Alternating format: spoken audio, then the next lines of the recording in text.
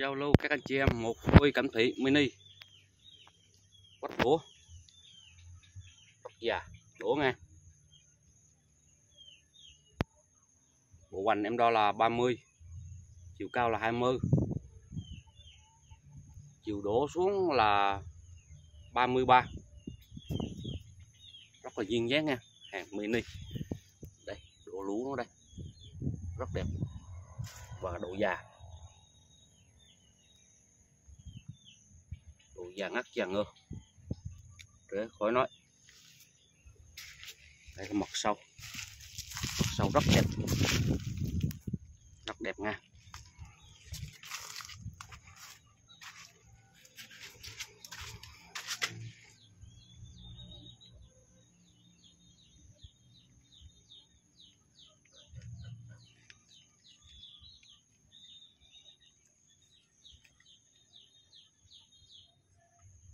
Rồi, mong các anh chị em quan tâm và ủng hộ luôn nha.